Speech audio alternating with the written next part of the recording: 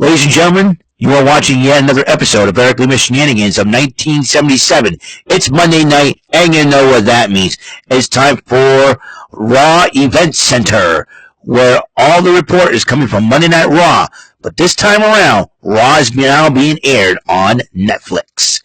And here is your host of the show, who man who always is unpredictable as the superstars of the WWE, Eric M. Lima. Thank you very much, Mr. Announcer, sir. Well, hello there, everyone. Welcome to yet another episode of Eric Lima Shenanigans, 1977, episode 1943, 1943. What a year. It could be the sequel to the Capcom Shoot 'em Up game of 1942, Battle of Midway and all that good stuff. Just joking. Hello there, and we just got finished done. Me and my friends and my buddies, my colleagues over the Rant and Rave podcast, finished live reacting to Monday Night Raw, the debut on Netflix. I watched it on this here. I watched it on this here. Oh my goodness, it came off. There we go. Yeah, watched it on this here tablet. So yeah, I watched it on this here tablet. So and I had a great time, you know. It was a great fun. We had the House of Furor, we had the House of Rebellion, the two houses, House of Chayton, three houses that were on. Of course, Brandon, Jordan, William, the Conqueror, and myself. We were live reacting, having a good time, cracking jokes and whatnot. Triple H kicked off Monday Night Raw on Netflix, talking about how much Monday Night Raw has, kicking out Monday Night Raw, how much Raw has, they talk about the history of wrestling and all. And then The Rock shows up, kicks it off, addresses the LA crowd, saying, we're in a new era, and acknowledging some of the Netflix partners. He acknowledged Cody Rhodes, Roman Reigns, and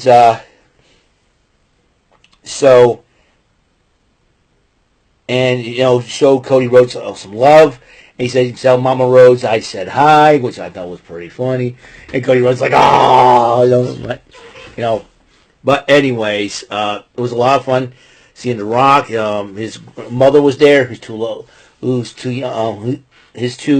daughters were there, and he told him, listen, this is the People's Championship belt. Hold this for Daddy. So he tells his daughters that. And come to find out, and as you know, his other daughter, the eldest daughter, running NXT. In fact, in a post on X, he's announced that he'll be there on NXT tomorrow night. Now, I'm going to say this to the folks over in NXT. Please, please, please pay attention. Show the man some respect. And I'm sure everybody will probably want a picture with the great one. That's how, and they're probably excited to learn from him as well. Remember, and Eddie Thorpe, if Eddie Thorpe decides to disrespect Aver again, I hope The Rock hits him with the rock bottom. That's what I'd love to see. So, we'll see what happens there. So, Tribal Combat to kick it off. As you know, the winner will be the Ulafala Solo wins. He gets Paul Heyman as the wise man.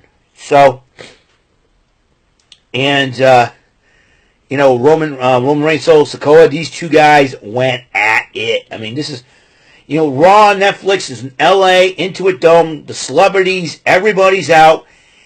And everybody, these guys really stepped it up. And Tama Tonga and Jacob Fatu got involved during the matchup, attacking Roman Reigns. Sami Zayn and Jimmy Uso fought off Tonga and Fatu, as you know, helping even the score for Roman Reigns. Jey Uso was going to get ready his match against Drew McIntyre. Even Kevin Owens got involved in the matchup. Cody Rhodes goes after Kevin Owens.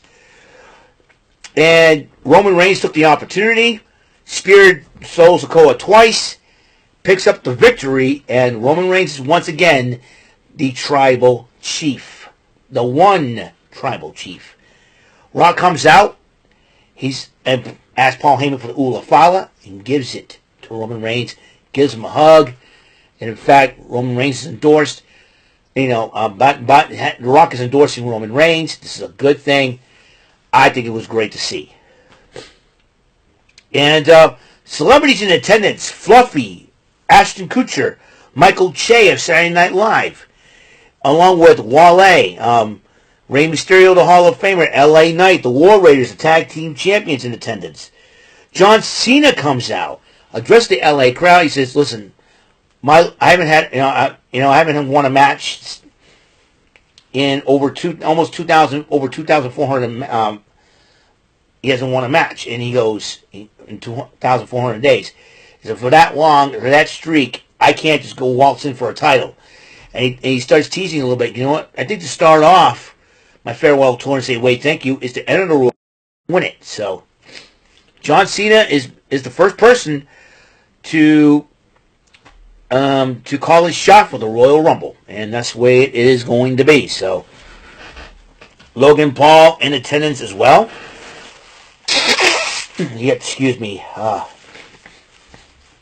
And let's see, Logan Paul was in attendance, as well as Seth Green, Macaulay Culkin, O'Shea Jackson Jr., Daniel Fishel from Boy Meets Will, along with Will Fredo was right there. And then the 10 women's tag team champs, Naomi and Bianca Belair, X-Pac and Shinsuke Nakamura, the United States champ, in attendance as well. And then the women's world title on the line. Now, it was supposed to be a last woman standing match, but they decided to cut that out. It will be Liv Morgan, Rhea Ripley, just a straight up match. But Dominic Mysterio and Raquel Rodriguez tried to get involved during the matchup. Well, Rhea Ripley evaded all that and became smart enough to hit Liv Morgan with 2 riptides, and Rhea Ripley is once again the women's world champion. And then Dominic tries to realign himself with Rhea. Rhea's like, you sure? Rhea puts the belt down, about to give him a hug, but then she kicks him in the nads. I'm like, Dominic's not going to have any kids. So it was so funny and hilarious. So the Judgment Day is now officially titleless. I call them the emo Power Rangers. You see, you got Dominic and Liv being the Tommy and Kimberly of the group. That means Dominic could be the White Ranger or Green Ranger, and Liv could be the Pink Ranger. Raquel Rodriguez would be the Yellow Ranger. Finn would be the Red Ranger. And J.D. McDonough would be the Blue Ranger because he looks kind of nerdy, a.k.a. Lord Farquaad. And Carlito could be the Black Ranger. But anyways, so because he's always the cool guy. So, and as Rhea Ripley was celebrating her match, the gong was on. And here comes The Undertaker. He comes out in the American Badass, riding his bike, with Kid Rock's music. And then he greets Rhea Ripley, gives a fist bump to Rhea Ripley, and Rhea Ripley's got a smile on her face, and then they both did the fist raise. I thought it was really, cool to see that. See that moment. Rhea Ripley has her moment with The Undertaker. That's gonna be a cool thing. And so I'm sure Rhea, that will motivate her. And I'll tell you one thing right now, man. I mean, you're talking about 4 major matches. That's only on the card. So Gunther addresses the Netflix era. He says, not for me. Not for me as far as, not a new era for me. I'm going to go out there and just and defend the title. Actually, no, wait, hold up. I'm skipping ahead here. Give me a minute. Adam Pearce was talking to Bayley, and Kathy Kelly interviews Adam Pearce. Adam Pearce is talking about there will be more matches added and all that. And Chad Gable, American Mate, interrupts Adam Pearce, and he's very annoyed by the luchadors and all that. He says, you give me the best luchador you can find. And Adam Pearce goes, you know something? I can arrange that next week. And he goes, I'm going to make a phone call. So next week, Chad Gable will face a mystery opponent. I wonder who can that be? I'm being sarcastic here. I told Jordan I'm being sarcastic about it. Get the idea. All right, more celebrities and wrestling legends in attendance. You got Bill Simmons, Vanessa Hudgens, she's been there. All right, she did the Yeet thing with Jey Uso on a live show. SmackDown went off the air, so Vanessa Hudgens was there. Michelle McCool, speaking of The Undertaker, his wife was there. Along with Damage Control, Dakota Kai and the lovely Io Sky. She looks so lovely and gorgeous. And Lyra Valkyria, who will be challenging Dakota Kai to become the first ever women's Intercontinental Champion. That matchup is next week as well in San Jose. Travis Scott, recording artist, in attendance as well, accompanied Jey Uso to the ring. As Jey Uso went one-on-one with Drew McIntyre, heck of a matchup. Nobody got involved in the matchup, but Jey Uso did pick up the victory over Drew McIntyre, other than Gunther addresses the Netflix era. And Kathy Kelly interviewed another celebrity that was there, Gabriel Fluffy Iglesias, and as he was talking, New Day interrupts Fluffy and Kathy Kelly, saying, "Hey, we need to explain why we did what we did to Big E, but these fans won't let us. They're booing him. You guys used to have cereal, man. What happened here?" And then Alpha Academy backs Fluffy up and goes, "Hey, Happy New Year, babe," and all that. Having a little fun, and cause talking about. And there's a show, The Legend of Fluffy, on Netflix tomorrow. I can't wait to see it. So I want to try to watch it. And then and he said, "Remember, New Day sucks. New Day sucks." And then Xavier was like, "We're not going to watch your show. We're not going to watch your show. We're going to watch it." And all this, so they're more complaining than everything else. Paul Heyman was talking to Roman Reigns and then walks into a WWE 2K25 room. They say something about January 27th. That's 3 weeks from today. More celebrities that were in attendance: Tiffany Haddish, Stephen Amell, Braun Breaker, new women's champ, Braun Breaker, the Intercontinental champ, new women's champ, Tiffany Stratton, and Nikki Bella was in attendance. And Hulk Hogan and Jimmy Hart came out addressing the LA crowd. The LA crowd's booing him, and you know what? I can understand why they would boo him, but at the same time, guys, forget what Hulk Hogan did in the past as far as, outside of wrestling is concerned, okay? Let's forget that part. But what he did for wrestling, professional wrestling in general, and not been for guys like Hulk Hogan, the Macho Man, Randy Savage, the Ultimate Warrior, Undertaker, Bret Hart, Stone Cold, The Rock, Shawn Michaels, and I can go on. Hadn't it for his legends, and it started with Hogan, we wouldn't heard of NWA. We wouldn't have heard of WCW, ECW, AEW, MLW, New Japan. All these professional wrestling organizations wouldn't have happened. But it did start in 1984 when Hulk Hogan pinned the Iron Sheik, January 23rd. 4 years before my parents got married, by the way, because that's January 23rd. That's on a Thursday this year.